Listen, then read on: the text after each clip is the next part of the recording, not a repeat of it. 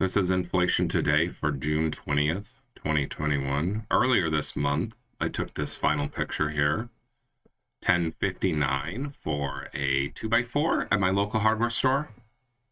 It's a big box hardware store. And this is all the pictures that I have back to February. But what I didn't show in my last video is that I also have pictures of plywood for that period. So you can see from $6 for a plywood, or sorry, $35 for a plywood and $6 for a 2x4. Prices have climbed to $67 for plywood and $10 for a 2x4. So in both cases, that's an almost doubling. Now, I was at the hardware store again today, even though I just took a picture early in the month because things are starting to happen in the lumber market, and there's a major drop in the futures price.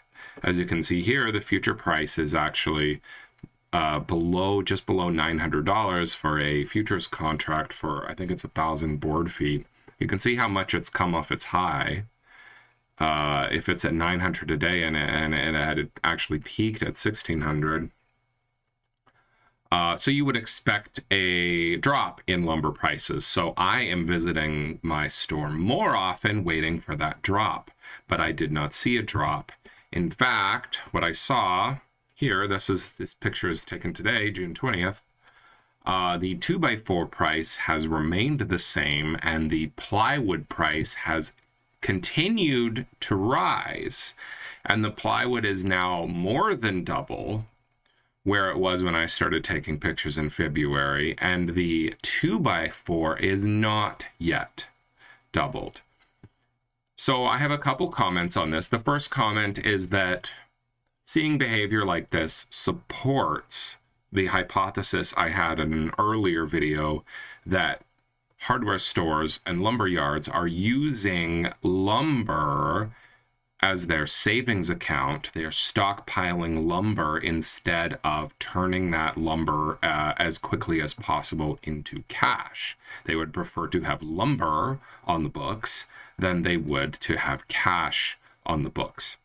Second of all, the fact that plywood is continuing to rise is, I believe, because plywood has a much longer and more complex supply chain, because there are a lot of resins and stuff that go into plywood, and there's paint. Obviously, you can see the paint on it.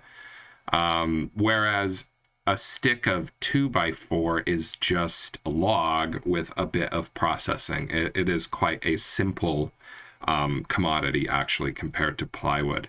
And I believe that the reason the plywoods have seen continued price increases are because of that longer and more complex supply chain. It's further removed from the futures price. So I've heard reports it's from uneducated economist, and he works in the lumber industry in a lumber yard, and he says that he does not expect lumber yards and hardware stores to start lowering their price until the end of summer. So right now it is the beginning of summer. It's actually the first day of summer tomorrow, and we may be stuck with these prices for the remainder of summer, and they may not go down until the fall, and they may not go down at all if these lumber yards are using lumber as a savings account, like I think they may be doing. So